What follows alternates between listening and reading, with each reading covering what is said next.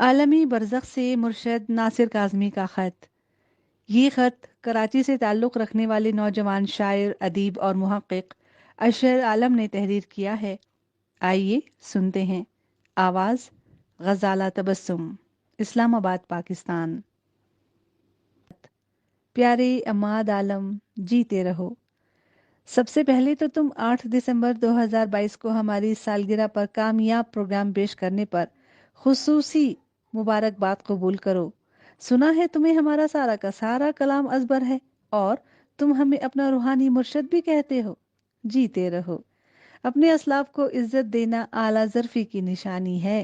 यकीन जानो, मुझे इस बात की बहुत ज़्यादा खुशी होती है जब तुम इस बेहिसी के दौर में भी दौर हाजिर के शोरा के साथ साथ जहान फ़ानी से आलम बरज़ख पर पहुँचे शोरा का कलाम और उनका तारुफ इस अदा से पेश करते हो, यूं लगता है जैसे हम तुम्हारे अहद में फिर से जिंदा हो गए हैं।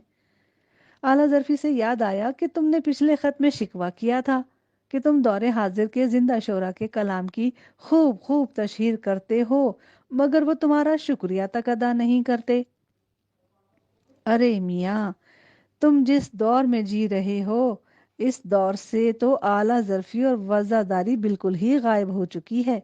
हमने तो यहाँ तक सुना है कि बहुत से अहबाब तुम्हारे प्रोग्राम में मिर्ज़ा गालिब से लेकर हम तक किसी के प्रोग्राम को नहीं सराहते, और तो और हमारे लिए दो लफ्ज़ तक नहीं कह सकते। अगर वाकई ऐसा है तो तुम इस पर हैरत न किया करो। देखो मियाँ, तुम्हारा दौर कमर्शियल दौर है। यहाँ अब सब कुछ पैसे से चलता है, इसलिए मुफ्त में तो कोई किसी के लिए बोलता नहीं।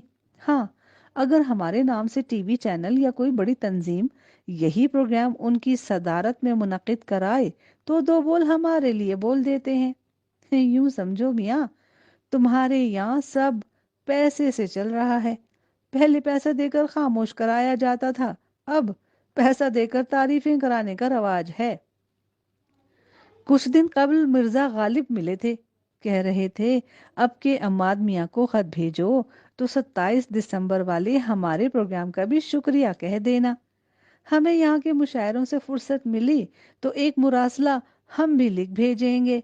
हमने लगे हाथों तुम्हारे शिकवे का जिक्र मिर्जा साहब से भी कर दिया।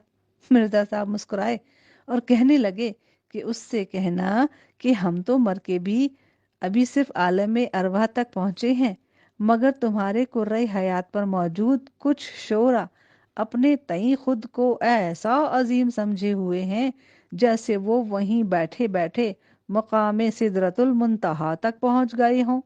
खैर मियाँ, छोड़ो, उससे कहो दिल अपना छोटा न किया करे।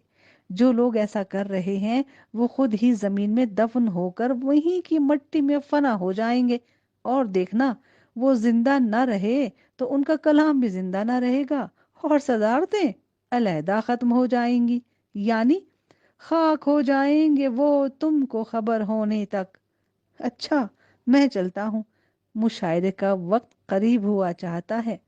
वक्त पर पहुंचना जरूरी है, वरना ज़ौक़ साहब को बादशाह सलामत शहनशाह बहादुर शाह जफर से शिकवा करने का मौका मिल जाएगा कि गालिब अभी तक उनकी बात को अहमियत नहीं देते। अहमियत से याद आया कि बहादुर शाह जफर गो कि अब वो बादशाह नहीं रहे, मगर तहजीब, वज़ादारी, अखलाकियात भी कोई चीज़ होती है। हम तो उनका अर्श पर भी वैसे ही एहतराम किया करते हैं जैसा फर्श पर किया करते थे। और अब अम्माद मियाँ के दौर में खैर, छोड़ो, तुम्हारा ही मिसरा है ना, मुंह न लगो तो बेहतर है। यही लिख भेजो। गालिब यूं लाठी पटकते हुए तेज कदमों से गए कि जैसे शदीद गुस्से में हों। अभी मैं मजीद लिख ही रहा था कि अहमद फराज, फैज़ अहमद फैज़, हसरत जयपुरी, मजरू, कैफी आजमी, जानिसार अख्तर और साहिर लुधियानवी भी आ गए। हमने खत लिखना तर्क करना चाहा तो कैफी ने खत लिखने की बाबत पूछ लिया। हमने जवाबन तुम्हारा मुख्तसर तारुफ पेश किया तो सबने फर्दन फर्दन तुम्हें शुक्रिया अदा करने को कहा। साहिर तो 25 अक्टूबर के अपने प्रोग्राम पर बहुत खुश थे। हमने उन अहबाब से भी मुख्तसर तौर पर तुम्हारी शिकायत का जिक्र कर दिया। ये सुनकर फैज जी मेरे करीब आए और हाथ से खत लेकर سطور سطور زور زور سے پڑھنے لگے تاکہ سب سن لیں۔ انہوں نے مجھے خط واپس کیا اور سگار سلگا کر مسکراتے ہوئے احباب کی جانب متوجہ ہوئے اور کہنے لگے، میں سمجھ گیا وہ کن لوگوں کی شکایت کر رہا ہے۔ یہ وہ شعراء ہیں جو اس وقت زمین پر ہمارے ناموں پر ہونے والے مشاعروں کی صدارت فرماتے ہیں۔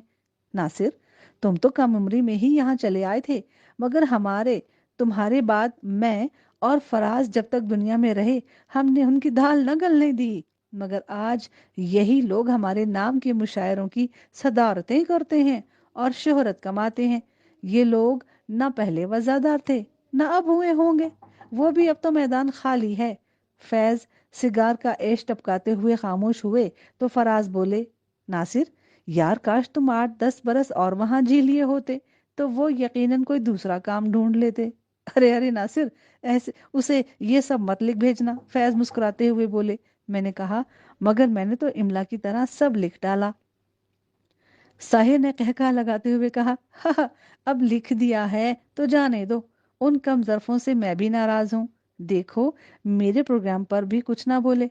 میں نے خط کو تہہ کیا اور مسکراتے ہوئے وہاں سے اٹھنے لگا، کیونکہ ادم، شکیل بدایونی اور اختر شیرانی کسی خاص اہتمام کے ساتھ وہاں تشریف لا چکے تھے۔ ادم نے مجھے مخاطب کرتے ہوئے کہا، ٹھہرو ناصر، جون ایلیا اور مصطفیٰ زیدی بھی آ رہے ہیں، جم کے محفل لگنے والی ہے۔ تم تو جانتے ہو میں اس طرح کی محافل سے گریز ہی کیا کرتا ہوں۔ سو اٹھا اور چلا آیا۔ عماد میاں، وزاداری تو ہمارے دور کی دیدنی تھی۔ یاد آیا، تم نے تو اپنے پروگرام میں ہمارا وہ انٹرویو بھی چلایا تھا جس میں ہم نے ایک ٹانگے والے کا ذکر کیا تھا، جس نے ہمارا صرف ایک شعر سن کر ساری زندگی مفت لے جانے کا کہہ دیا تھا۔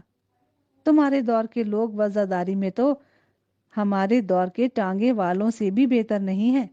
خیر، وقت اچھا بھی آئے گا ناصر، غم نہ کر، زندگی پڑی ہے ابھی۔ خط طویل ہو رہا ہے۔ عالمی برزخ کے تمام شاعر دوستوں کی طرف سے تمہیں سلام، اور باقی دوستوں کو یہ پیغام پہنچا دو، خود نمائی سے بڑی کوئی خود فریبی نہیں۔ فی امان اللہ، تمہارا مرشد ناصر کاظمی۔